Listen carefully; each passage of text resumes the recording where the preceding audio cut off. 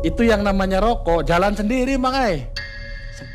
Sepot gitu, kayak nyedot sendiri tuh. Saya yang nggak ngertinya itu si Mang Soleh tuh nggak ngerti. Padahal Mang Soleh kan orang Subang, orang Tembak Dahan, harusnya kan ngerti. Ya mungkin dia juga kurang wawasan ke situ ya. Masukin kontak, saya baca Bismillahirrahmanirrahim. Jalan, habis jalan, Mas Gimin jangan naik dulu. Nah, pakai satu ngerjih lebih tenaga Mang Ai. Sama si tuyul-tuyul itu dikeroyok, dipukulin Mang Ai. Dipukulin sama bangsa-bangsa kayak gitu. Wujudnya itu berubah Mang. Yang bikin dia pulang itu wujudnya berubah. Tinggi, besar. Ya ada bangsa 5 meter dia bilang itu, pakai popok. Ya yang tadinya anak-anak itu Mang Ai. Keluar siungnya, saya pengawal di sini. Kamu tuh dalam hati kamu tuh nggak tulus. Nah yang saya mau tanya Mas John, kenapa di bulan Ramadan ini masih bisa ya orang melakukan pesugihan? Iya banyak Mang Ai. Yang namanya iblis tuh nggak ada liburnya. Mau bulan puasa mau apa, tetap jalan terus, yang namanya seperti itu tetap jalan terus. Ini benar-benar membuat tercengang. Mas John di bulan puasa terpaksa harus mengantarkan sekelompok orang yang akan melakukan ritual pesugihan tuyul. Mau tak mau, kejadian ini harus dilalui oleh Mas John. Assalamualaikum warahmatullahi wabarakatuh. Sobat Malam Mencekam, apa kabar? Hari ini kita jumpa lagi untuk mendengarkan dan menonton kisah yang baru. Di depan kita ini namanya semua sudah tahu lah ya, Mas John. Aduh, Mas John, apa kabar Mas John? Alhamdulillah, sehat. Dari mana nih? Waduh, ganteng sekali hari ini. Itu apa, habis taraweh Mang, sekalian nunggu sahur lah gitu Mang. Ya, tamat puasa ya? Udah batal belum? Ya alhamdulillah belum. Belum ya? Alhamdulillah. Baik Mas John, Ya. aktivitas sekarang nih selama bulan puasa ngapain aja? Ya sekarang kan narik udah jarang Mang ya, apalagi ini habis bulan puasa kan rebois saya kan habis. Ya, rebois tuh SIM. apa ya? Iya, SIM lah. Ya entah gimana, terserah istri saya nanti. Begitu aja. Kalau diperpanjang? Kalau Narik narik lagi. Kalau istri saya ya ada informasi, ya bukan informasi. Istri saya bilang sama saya sih, bilangnya ya udahlah ngurus cucu aja di rumah kan. Kalau saran saya sih jadi penulis buku aja nih tentang pesugihan. Ya kalau Mungkin bisa tebal bukunya nih. mungkin kalau dibukukan ya bisa tebal itu mah ya, karena kisah saya udah wah benar-benar banyak, kisah saya itu banyak. Baik, nanti Malam Mencekam akan memfasilitasi kalau Mas John ada niat menulis bukunya ya. Siap. Jadi kisahnya sama, bulan Ramadan juga. Mas John Iya. ingin mudik, tiba-tiba ada orang yang Iya, minta diantar untuk ke tempat lokasi pesugihan. bulan Ramadan Bulan masih Ramadan. ada pesugihan. Iya, bukannya bulan Ramadan lagi, ini udah mepet ke hari Lebaran. Udah Hamin 6 itu. Saya ingat sekali, udah Hamin 6 hari menjelang Lebaran makanya gitu. Sobat Malam Mencekam, ini kita menjelang hari raya ya, tinggal beberapa hari lagi. Mudah-mudahan semua puasanya tamat dan diterima amal ibadah puasa kita. Amin. Saatnya kita mendengarkan kisah dari Mas John. Malam Mencekam, semakin malam semakin mencekam. Mas John.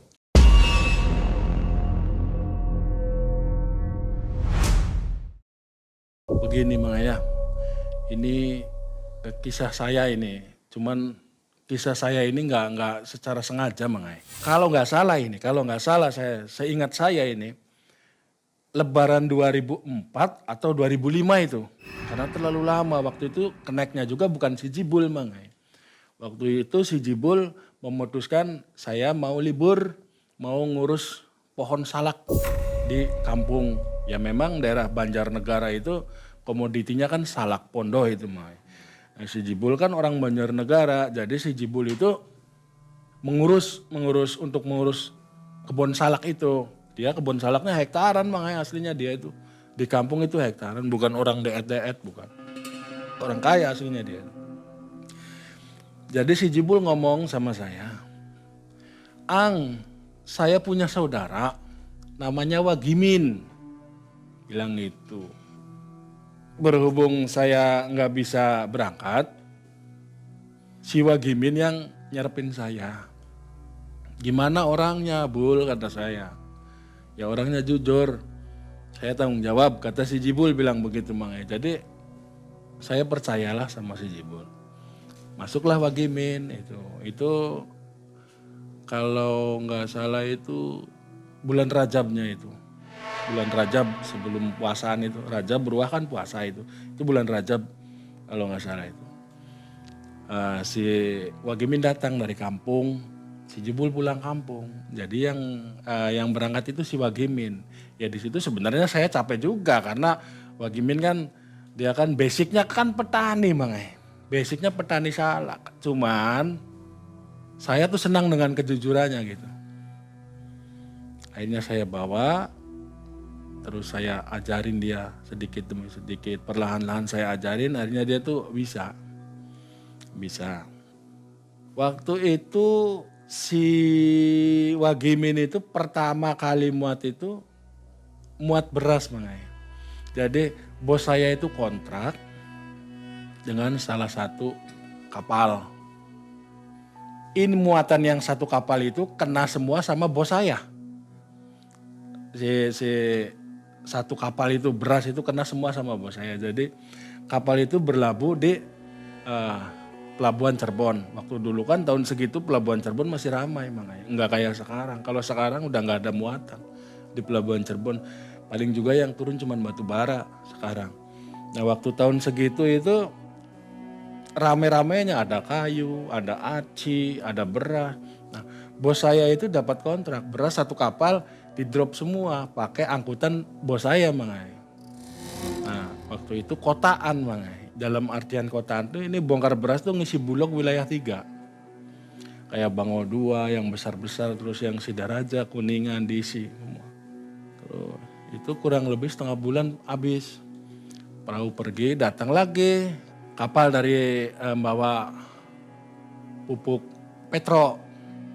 Bawa petro. Ya itu kotaan lagi, di drop lagi sama bos saya.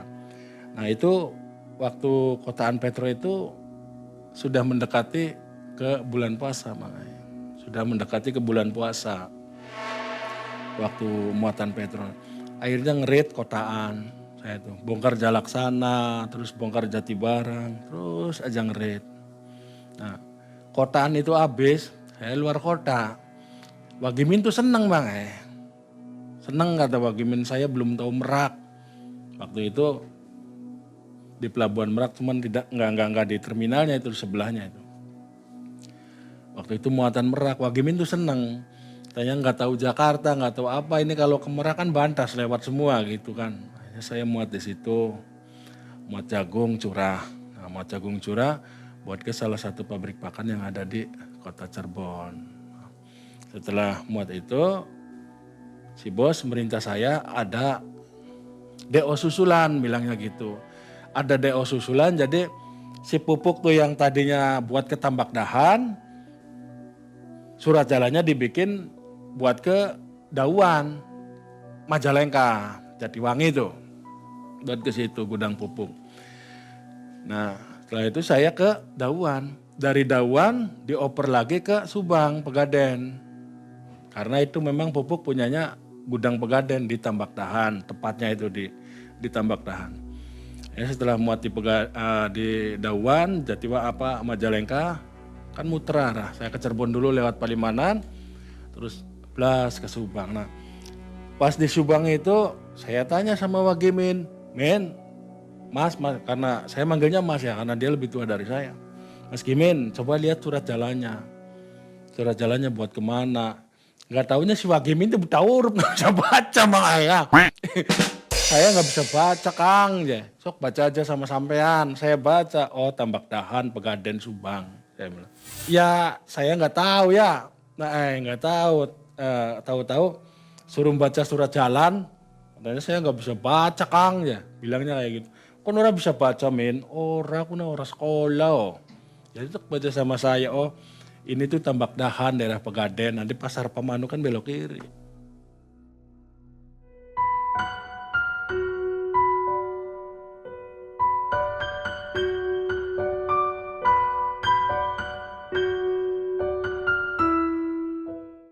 Bongkar ke Tambak Dahan, daerah Subang, Pegaden. Nah di Tambak Dahan itu ada 2 mobil. Jadi saya bongkar terakhir. Nah mobil yang kedua udah bongkar semua, saya masuk sore. Saya masuk sore, bongkar kepalanya udah kebongkar, gandengannya nggak kebongkar Mang Gandengannya besok lagi Pak, gimana? Jangankan besok, lusa juga nggak apa-apa, saya bilang gitu. Si kepala ini udah kosong. Nah, si kepala ini udah kosong, ada salah satu warga di situ Mang Salah satu warga di situ datang ke pos sapam. Datang ke pos sapam bilangnya gini, itu ada mobil kosong, ya kira-kira bisa nggak, mau nggak dia bawa pindahan saya. Waktu itu kalau nggak salah ke Lembang Mang Bandung Barat. Waktu itu kalau nggak salah. Dia ngobrol seperti itu sama sapam, sapamnya menyampaikan saya Mang Pak ada muatan mau nggak? Muatan kemana? Bawa pindahannya ke Bandung ya. Cuman sapam nggak ngomong ke Lembang Mang cuman ngomong ke Bandung aja. Terus si laki-laki tersebut dipanggil sama si sapam itu. Sama si sapam. Udah ngobrol aja sendiri. Ngobrol-ngobrol deal. Saya tuh membawa pindahan. Terus si bapak tersebut ngomong. Saya bilang sama bapak tersebut, Pak Bandungnya di mana? Nah si bapak tersebut bilang begini. Deket ya itu ke Lembang. Oh pikir saya memang deket. Kalau dari Subang kan jalan Cagak, Ciater langsung kan Lembang. Nah setelah itu oke, deal itu kalau nggak salah Mang tahun segitu ongkos 800.000. Ongkos 800.000 bawa pindahan. Yang namanya bawa pindahan kan istilahnya nggak berat Mang nggak berat. Paling juga setahun lebih lah, orang yang dibawa apa sih, lemari, kulkas, cuman kayak gitu kan Mang Cuman kan berhubung saya truk besar jadi kan keangkut semua, dia mikirnya gitu. Nah ya udah Pak mobil keluar, saya keluar mobil tuh Mang Si Gimin itu udah seneng.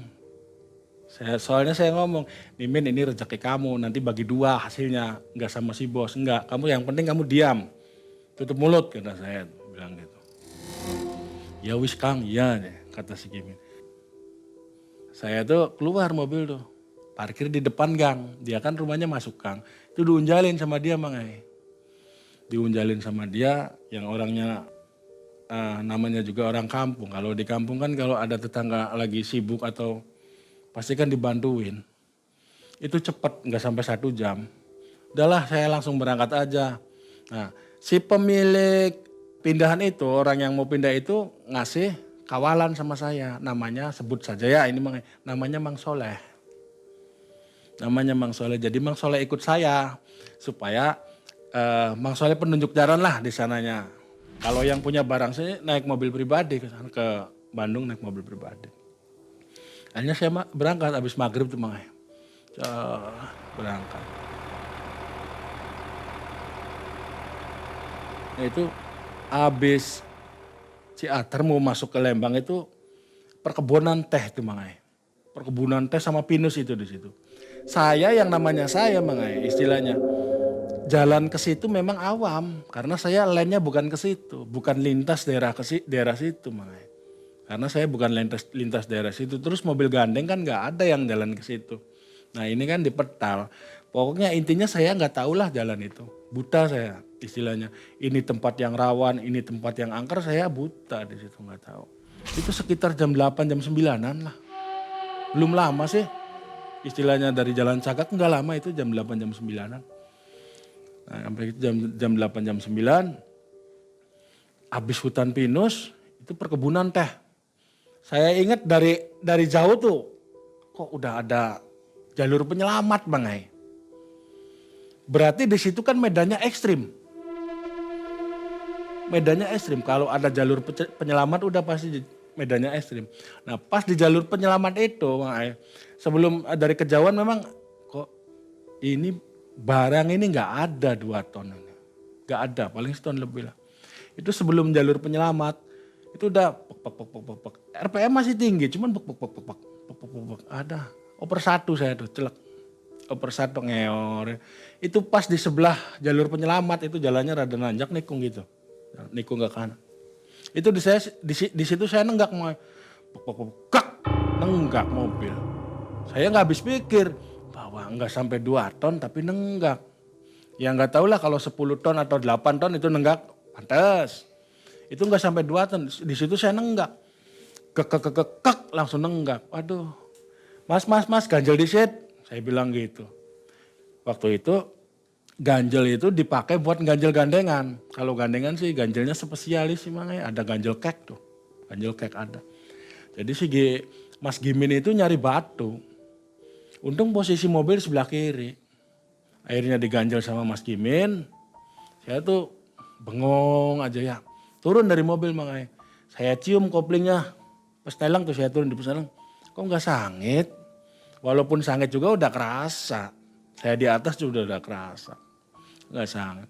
Jadi si Mang Solehnya tuh yang bikin saya ya agak emosi lah makanya. Si Mang Solehnya nggak mau ngebel ke sana. Nggak mau gitu loh. Bawa mobil ini nenggak di tanjakan tersebut gitu. Saya kan waktu itu belum hafal medan, belum hafal tempat ini yang rawan, ini yang angker, belum hafal. Jadi saya biasa nyedot solar, Mas Gimin suruh nyedot solar, suruh bikin pengaman kebakaran. Itu di situ hawanya sejuk, terus berkabut, akhirnya saya tidur, Mang Soleh tidur. Si Wagimin tidur, sebab saya ngomong gini, Mas Gimin kalau mau tidur nanti malam ya istilahnya, jangan di luar, takut kena embun Brahma tuh, embun Brahma kan bahaya itu, di dalam aja, ya wis aja, bilang gitu. Akhirnya si Wagimin masuk, tidur bertiga di dalam itu sekitar subuhan itu subuh, ada mobil bawa muatan galon itu ada mobil muatan galon ngelaksonin saya sambil jalan itu ngelaksonin saya bangun si kernetnya bilang gini, saya nggak ngerti, bilang gini terus gini, nggak ngerti saya tuh. Pas akhirnya agak siangan, terus di belakang ada truk pasir. Dalam truk kecil tuh ada truk pasir berhenti. Memang dia berhenti bukan gak kuat nanjak, mungkin panas ban atau gimana lah. Dia turun. Saya akhirnya turun juga saya dari mobil. Pagi, sekitar jam 6-an, setengah 6. Mas bangun kata saya, ngebangunin Mas Wagimin tuh bangun. Oh iya Ang, bangun. Si Mang Soleh tidur aja. Jadi saya keliling. Si truk pasir itu supirnya turun. Bilang begini Mas, tiawit iraha di dia gitu. Bilangnya gitu si supir dump truck tuh. Saya kan jawab, tipe ting, cuman di dia mah heesna tiris teuing. Saya bilang gitu nya tiris atuh di dia mah ada gunung, bilangnya gitu. Terus sebenarnya mobil rusak nanaon, eueuh nu rusak, urang bege lieur pedana, kata si supir pasir itu. Liarna kieu, kapan orang teh biasa mawa 40, 45, jalan Pantura, alas roban apa kuat. Ari di dia cek orang mawa 2 ton kurang bae, mawa pindahan teu kuat nanjak. Saya bilang begitu sama si supir dump truck itu. Supir dump truck itu ketawa. Oh berarti didinya teh karek ayeuna ngalewat ka dieu teh. Bilang gitu. Nah terus dia ngasih tahu, ya Mang, manggilnya Mamang. Ya Mang, lamun lewat ka dieu, sok cek we alungkeun rokok.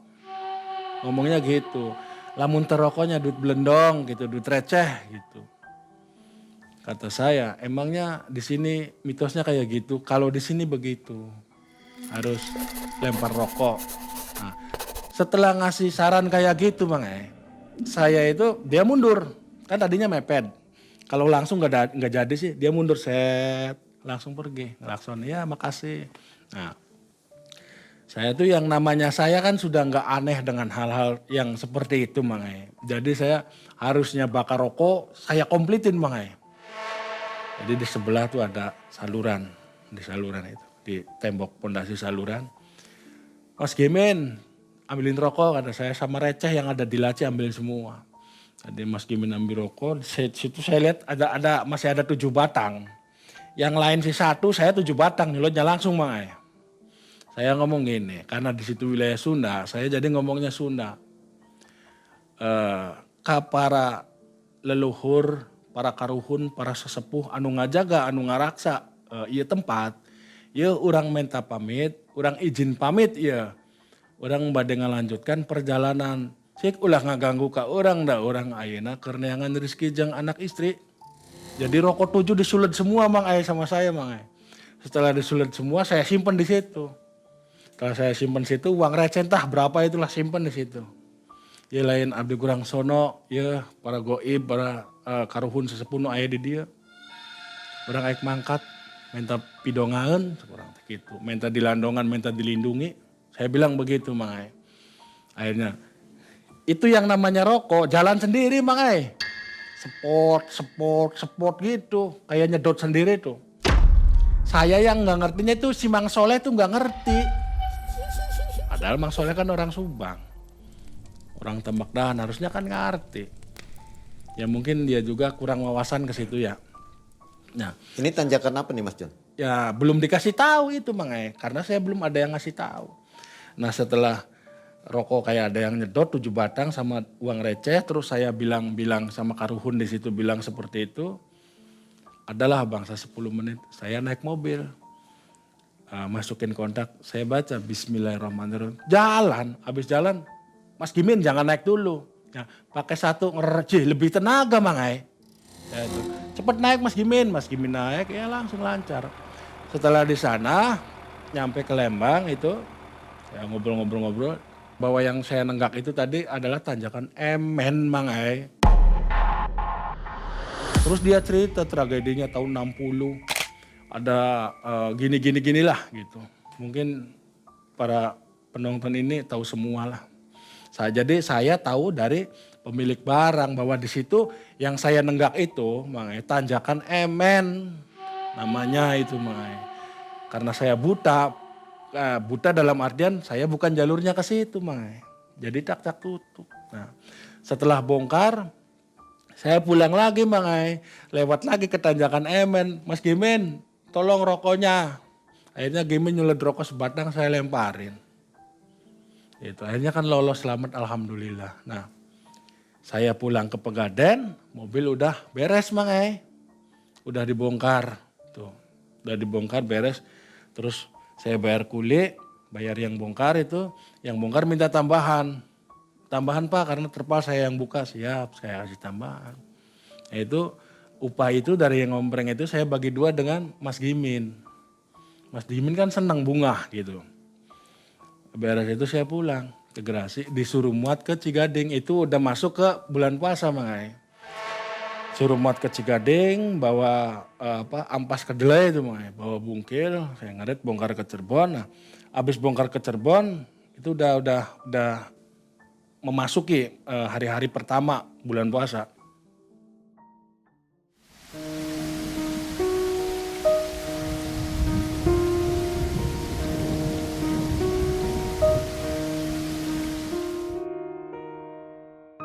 Setelah bongkar Cirebon, bos nyuruh saya kotaan. John, kamu kotaan dulu. Dalam artian kotaan ya itu. Jadi nggak jauh gitu Mang Ai. Saya kalau nggak salah 3 mobil disuruh kotaan ditanam di Provinsi Banten. Jadi dari Cigading ke Cikande, Cigading ke Keragilan, Cigading ke Balaraja gitu aja. Balik lagi ke Cigading ke Merak lagi. Segitu. Itu hari udah mulai mepet. Udah mulai mepet ke hari-hari yang ditentukan sama pemerintah gitulah. Kalau gandengan kan udah ada peraturannya. 1 minggu sebelum Lebaran H-7 itu kereta gandengan tidak boleh berlalu lalang di jalan raya. Itu dishub. Peraturannya kan gitu. Nah, pas itu saya tuh bilang sama bos saya, Bu, ini saya gimana? Ini belum bongkar. Sedangkan besok itu kereta gandeng sudah tidak boleh ada di jalan raya kecuali bahan baku sembako gitu. Ya udah John, kamu kalau bongkar nanti kamu parkir mobilnya disimpan di parkiran Sumur Bandung. Nah, Sumur Bandung tuh daerah Balaraja Mang Ai. Daerah Balaraja, Sumur Bandung, Jayanti, terus Cikande kan. Nah ini kamu mobilnya simpan aja di parkiran Sumur Bandung. Nah nanti yang bayar parkiran siapa Bu? Itu kalau Lebaran kan sehari bisa 60.000 Mang Ai. Sehari tuh bisa 60.000 parkiran. nanti ibu yang bayar. Akhirnya saya masuk ke parkiran Sumur Bandung. Setelah masuk parkiran Sumur Bandung, saya bilang sama Mas Gimin, nanti hitung-hitungannya di Gerasi aja. Ya wis ya, bilangnya Mas Gimin gitu. Terus Mas Gimin mandi, pakaian diringkesin semua. Saya ngadang bus mangai. Setelah saya ngadang bus, ya buat pulang ya mudik saya kan. Mobil disimpan di sana. Itu dari pagi, dapat jam 5 sore mangai. Bus yang tujuan balik ke Cirebon tuh. Dari pagi nyetop lagi penuh lagi, nyetop lagi penuh lagi. Nah, pas jam 5 sore itu saya nyetop, busnya berhenti.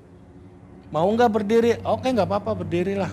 Saya berdiri mangai. Itu berdiri itu macet mangai. Dari Sumur Bandung mau masuk ke pintu tol Balaraja aja itu hampir 3 jam. Jam 10 baru di tol itu saya. Baru di tol Balaraja. Nah, setelah itu saya ngantuk mangai berdiri terus akhirnya saya ngelemprak mangai. Duduk di bawah saya itu ngelemprak. Mas Gimin kalau capek ngelemprak aja kata saya tuh. Mas Gimin juga ikut ngelemprak. Nah itu sampai saya tuh ini kan bawah terus ini jok sampai ngelende aja gini saya tidur mangai. Nah keluar tol itu udah pagi. Berarti kan macetnya udah bila itu mangai di tol. Macetnya udah keluar tol itu malah lebih parah macetnya mangai. Sampai tengah hari lah. Nah tengah hari supir mungkin capek mangai. Supir bus ini mungkin capek. Kopling lagi, rem lagi kan gitu. Si supir bus ini mungkin capek. Akhirnya supir bus memutuskan masuk ke pom bensin dulu. Mungkin supir bus juga kasihan sama para penumpang. Barangkali yang mau ke toilet apa kan gitu. Si supir memutuskan masuk ke pom bensin. Connect sama kondekturnya bilang begini. Bapak terus ibu-ibu siapa yang mau istirahat mau ke kamar kecil silakan ke kamar kecil dulu kira-kira 1 jam lagi keberangkatan.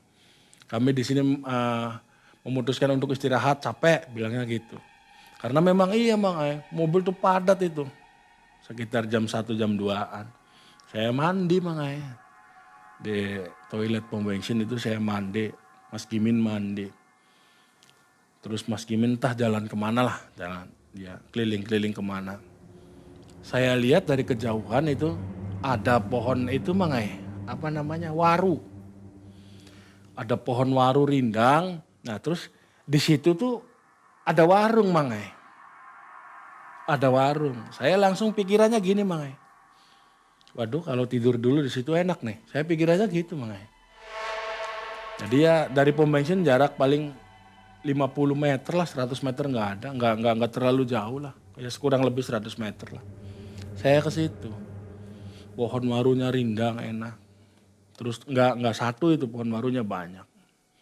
Saya ke situ ya, memang ada orang di situ cuman ada perempuan 2, terus laki-laki 1, yang lainnya yang makan semua orang datang. Hari mulai sore itu yang jajan-jajan tuh pada pergi semua. Yang jajan pada pergi semua. Nah hari mulai sore saya itu ngantuk maghrib tuh saya masih di warung, mobil belum berangkat, masih macet Saya lihat dari kejauhan mobil masih ada. Saya tidur di situ Nah begitu saya tidur di situ saya tuh ngimpi yang sangat gak enak Saya itu ngimpi.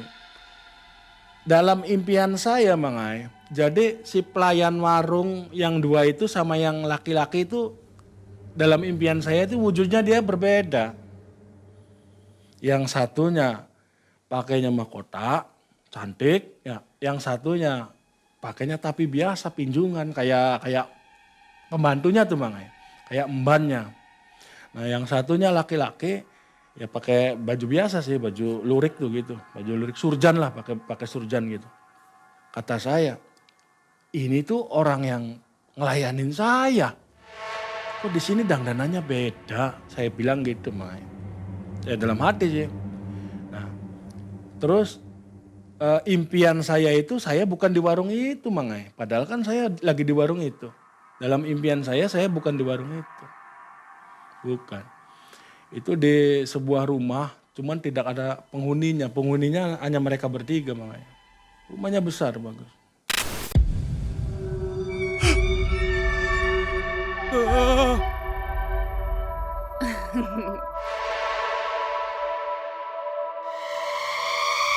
Setelah itu saya ditawarin Bang Ai.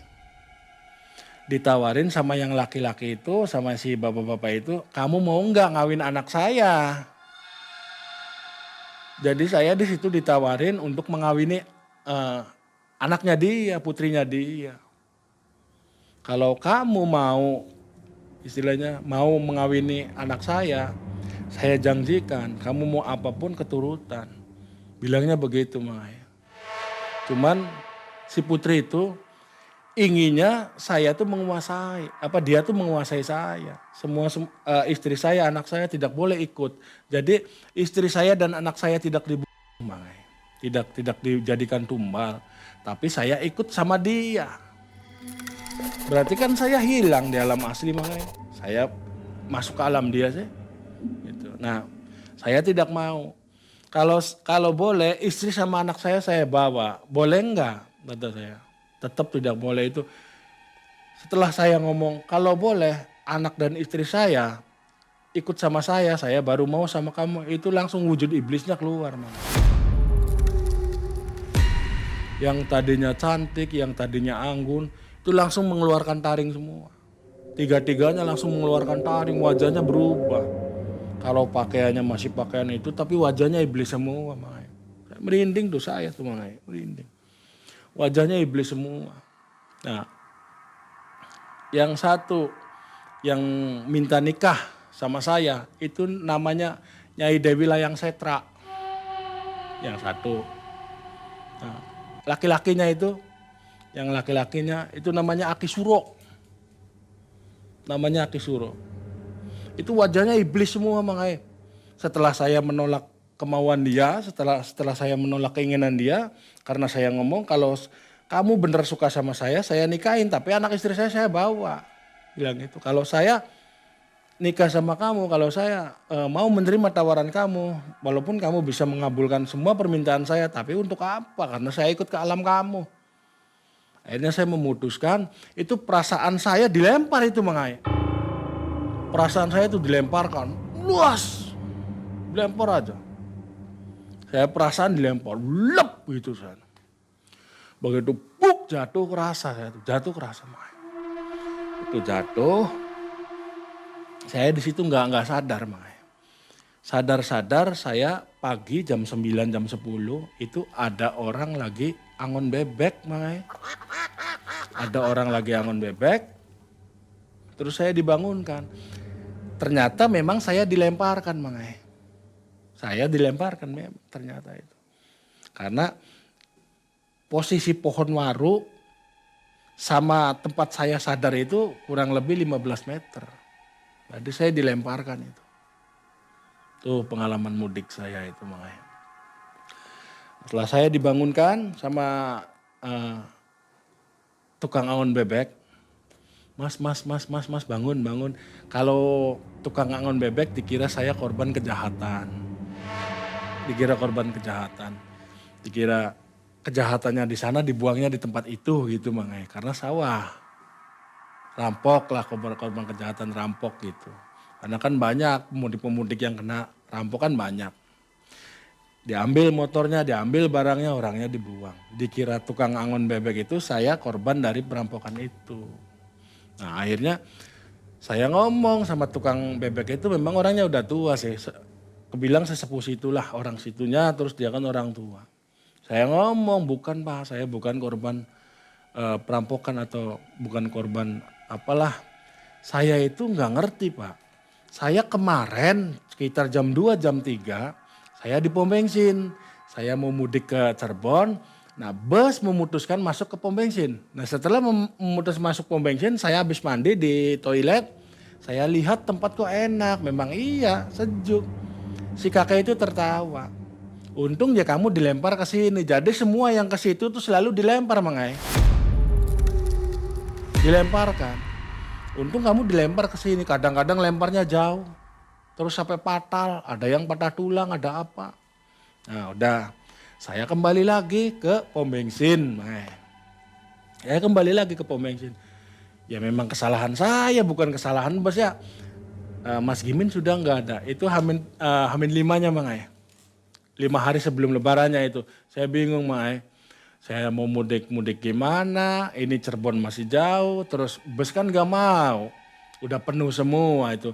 Saya duduk aja apa, saya harus ngecer naik angkot gitu Mang.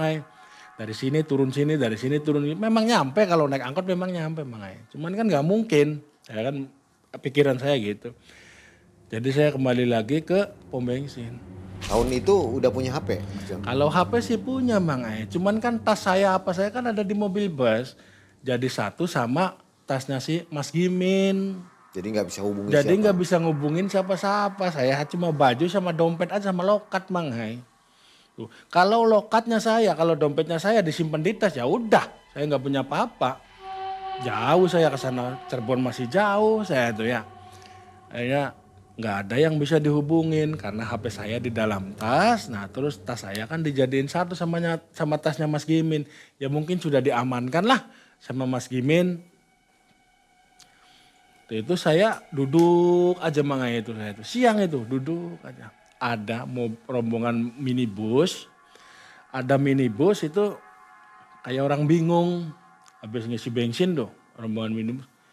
Kayak orang bingung. Keluar dari mobil tuh Mang kayak pelangap, plongo. Ya, saya bilang. Terus saya diam aja nggak ngomong. Nah, mungkin dia mau nanya-nanya alamat, mungkin dia malu Mang. Karena alamat yang dituju ini alamat yang nggak layak lah bagi saya gitu kan, nggak pantas ditanyakan lah. Apalagi nanyanya sama orang awam Mang, kan gitu.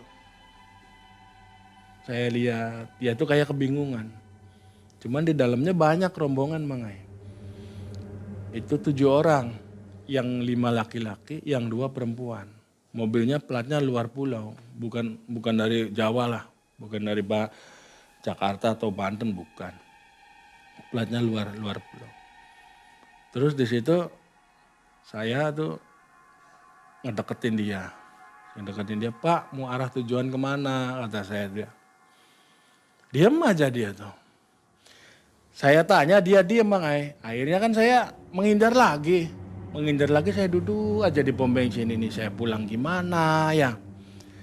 Terus agak lama itu si bapak-bapak itu yang keluar dari mobil yang pelangap-plongo itu nyamperin saya, Mas kalau daerah Cirebon masih jauh enggak? Ya saya mau ke Cirebon cuman ketinggalan bus kata saya tuh. Sedangkan saya nyetop bus nggak ada yang mau berhenti karena ini lagi zamannya mudik kan bus penuh semua, full semua kata saya tuh. Kalau bapak mau ke Cirebon nanti saya anter karena saya juga mau pulang ke Cirebon. Kebenaran Mas, bilangnya gitu. Mas tahu nggak alamat ini? Saya kaget Mang. Kok alamat pesugihan? Jadi saya kaget alamat, ya ini sih alamat pesugihan. Kata saya langsung gini aja.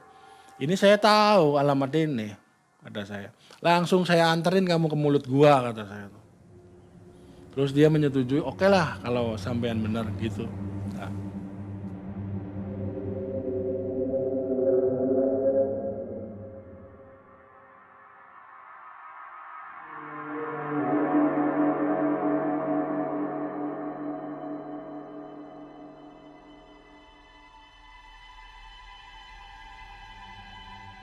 Jadi begitu dia mengajak saya, terus saya disuruh jadi penunjuk jalan, saya masuk. Sedangkan di dalam sudah ada orang 7, berarti kan berjubel Mang. Nah saya masuk, saya permisi, saya bilang gitu, saya masuk. Begitu masuk, saya aneh Mang. Anehnya begini, mau burung puyuh ini orang, kayak mau ngambil tuyul dalam pikiran saya Mang. Kayak mau ngambil tuyul, ini bawa burung puyuh.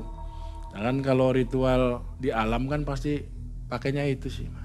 Nah, pakainya burung puyuh. Bawa burung puyuh 6. Itu. Saya udah dalam firasat, oh ini mau pesugihan tuyul nih, mau ngambil tuyul dalam hati saya.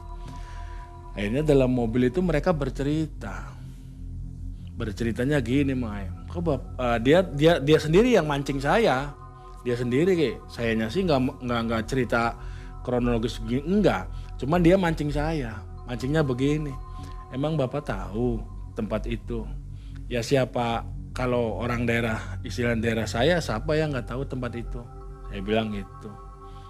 Istilahnya tempat itu ya sudah terkenal, kata saya bilang gitu. Oh ya kebenaran Pak, berarti kan si Bapak ini bisa mengantarkan saya ke tempat langsung. Saya kan tadi bilang, saya antarin Bapak ke mulut gua langsung, kata saya gitu. Terus saya ngomong, kalau Bapak itu kok aneh, ini kan bulan Ramadan. Terus Bapak kok ingin melakukan seperti ini? Nah si Bapak itu bilang gini, katanya di sana Simbah bisa, bilangnya begitu Mai. Nah terus bisa ambil jalan pintas kayak gini gimana sih Pak, kata saya. Kok bisa sampai punya pemikiran yang sebahaya itulah, saya bilang. Itu kan maksudnya bahaya Mang. Ini saya tuh dulu buka showroom mobil Mang. Nah, buka showroom mobil tok wis udah hebat lah.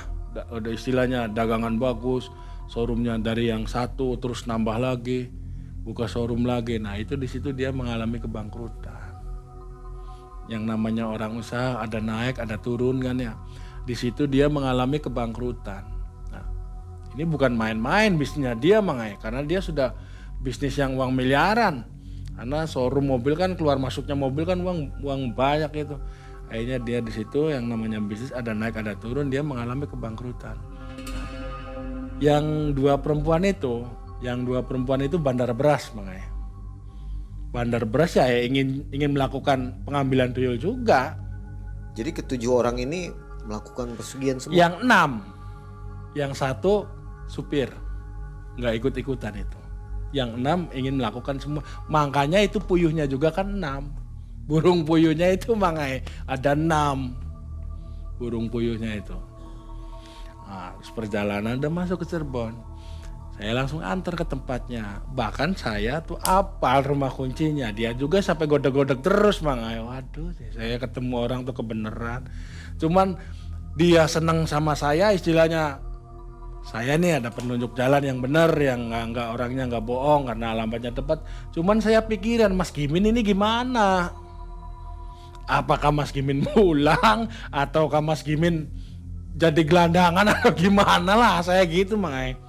Karena dari sana udah bareng, terus yang saya takutkan Mas Gimin kan baru dalam menjalani hidup di jalanan tuh baru. Nah, saya pikiran selalu ke Mas Gimin. Yang ininya ngegonggong terus, wah Bapak bisaan. Dalam artian saya tuh nemu orang, ketemu sama orang tuh orangnya pas gini. Aduh, dia sih selalu berkata seperti itu. Saya dalam pikiran sih pusing mikirin Mas Gimin. Akhirnya itu ritual. Datang ke rumah kuncen, jadi kuncennya kakak beradik. Kuncinya itu kakak beradik. Kalau kakaknya nggak mau yang nyimpang, kalau adiknya itu yang ngelayanin, kalau ada orang yang nyimpang itu dilayanin sama adiknya. Kalau kakaknya nggak mau. Kalau kakaknya itu, misalkan ada orang datang, saya lagi gelap pikirannya, mau cari yang tenang, itu kakaknya baru mau nganter ke gunung. Tapi kalau adiknya, kalau ada yang istilahnya bener mau tirakat, mau ngadem, itu sama adiknya ditolak. Tapi kalau yang mau bener cari pesugihan sama adiknya diantar. Jadi kakak beradik. Kalau mau yang bener datangnya ke kakaknya, kalau yang nggak bener itu datangnya ke adiknya. Nah, setelah itu nyampe ke rumah Pak Kunci kan masuk gang. Jadi mobil di luar di jalan. Saya masuk ke gang sama si bapak itu. Masuk. Setelah saya masuk, saya datangnya ke rumah kakaknya, Mai. Kata kakaknya itu ke adik saya, itu bagian adik saya, bukan bagian saya. Nah, saya ke adiknya. Itu padahal deket, istilahnya paling 25 kilo lah. Saya nggak pulang dulu, ikut ke tempat pesugihan dulu. Pikirnya saya udah di Cirebon, Mangai. Kan gitu, pulang kapanpun saya juga bisa. Waktu dia melakukan ritual, saya pulang kan bisa. Kan gitu, pikir saya udah deket. Biran sudah menanti ya Allah, Allah sudah menanti kan gitu. Cuman belum malam takbir belum. Saya ngobrol sama kuncenya itu, adiknya itu, akhirnya yang di mobil suruh turun semua. Mana yang mau melakukan ini, si ini. Saya nggak sebutkan namanya ya. Si ini. Terus supirnya enggak. Kalau supir sih memang real dia tidak melakukan, hanya sekedar dibayar gitu mah.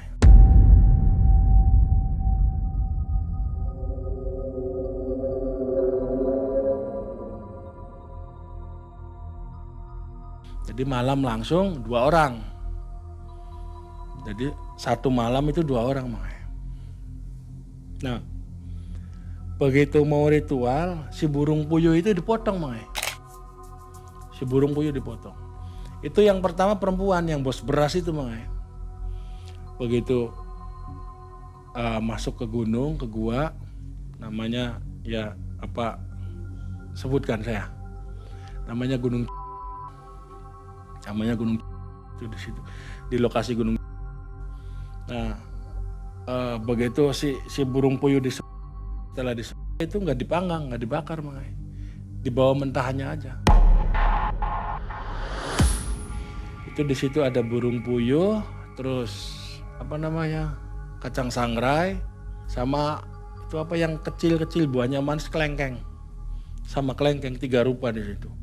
Jadi di situ dia sistemnya berdagang makanya. Di situ ada meja, terus ini kacang sangrai, di tengah-tengah burung puyuh, terus sebelahnya kelengkeng. Karena saya ikut mengantar, bisanya saya tahu karena saya ikut mengantar. Nah, setelah melihat ritualnya, saya merasa tergiur gitu loh makanya. Nah ini nih, bisa jadi saya kapan-kapan saya mau ke sini nih. Saya itu langsung tergiur. Setelah si ketupan jadi, apinya kasih menyon bleb, langsung kebunnya tinggi, direkes, habis direkes itu tinggal makanya, ditinggal. Nah itu jam 11 malam, itu lari, si perempuan itu lari pulang, perempuan lari.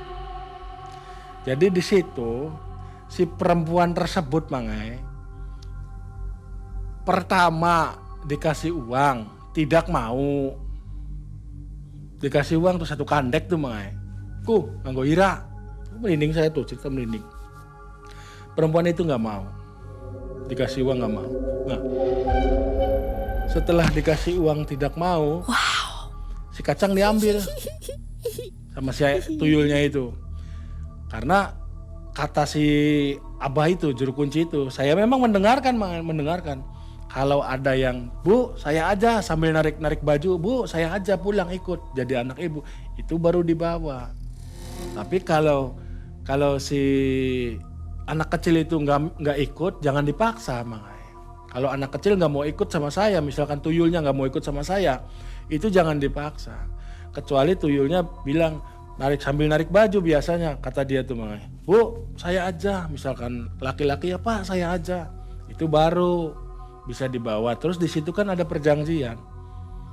Kalau kamu mau ikut saya, mau nggak kamu bisa nggak kamu kerja? Nih caranya gini-gini kan, di situ ada perjanjian. Kalau dia nggak mau, tuyul nggak mau, ya udah jangan dibawa.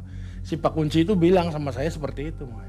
Saya mendengarkan sendiri. Nah, setelah yang kedua, yang kedua ada aki-aki yang datangnya aki-aki. Yang datangnya aki-aki. Jadi si aki-aki itu mempraktekkan mempraktekkan, misalkan saya nih pelaku pesugihan ya, terus si aki-aki datang ke saya. Nah, si aki-aki itu seolah-olah membopong tubuh saya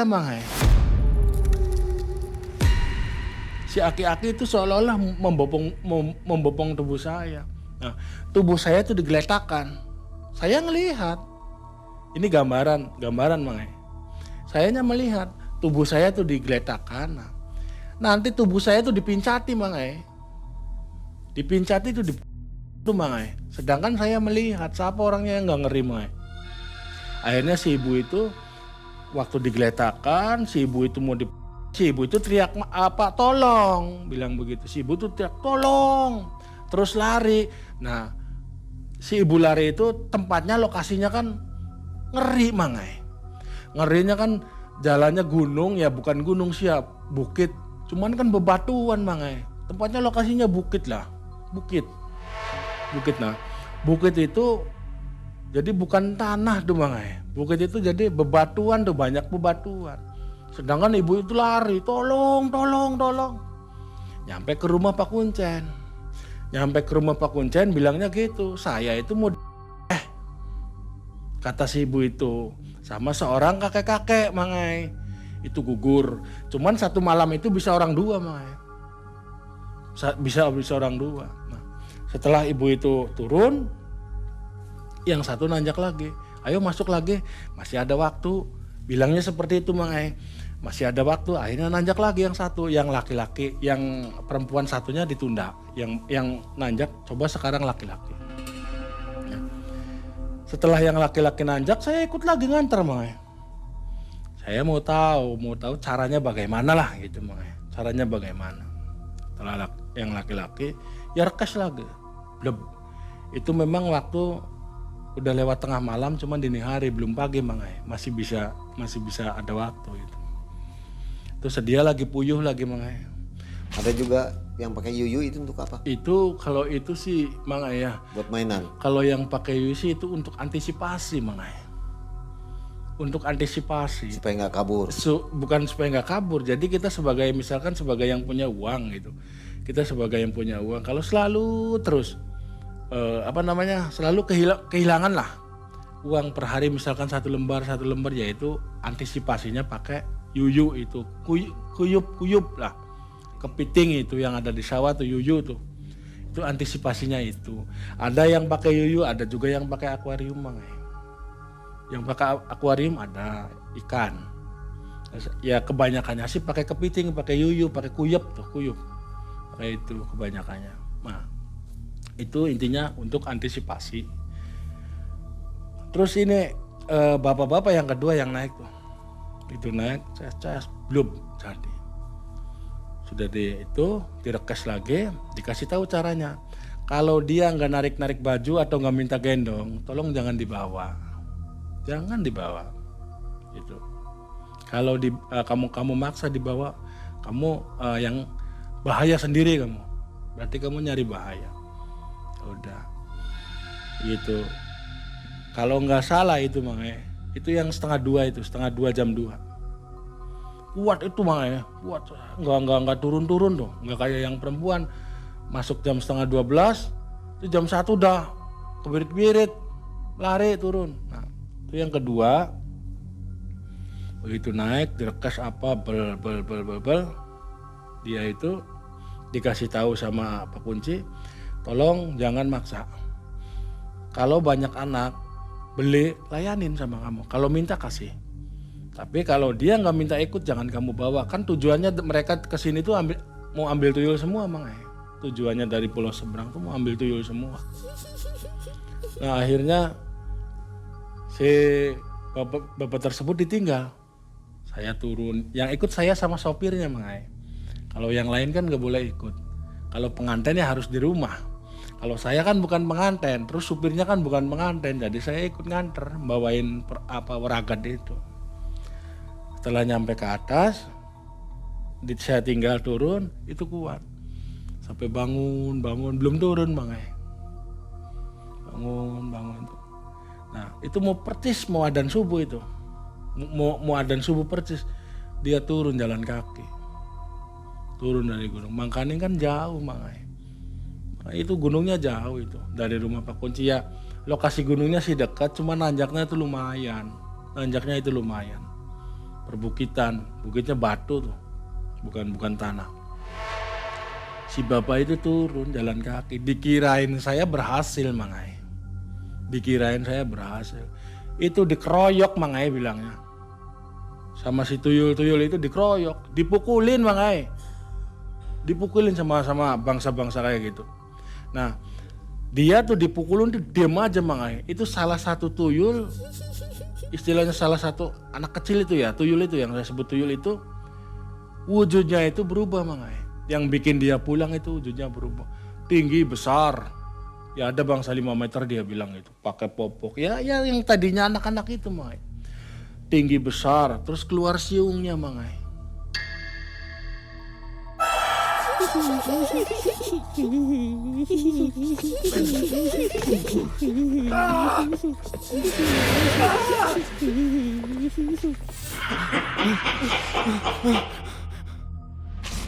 Keluar siungnya, saya pengawal di sini.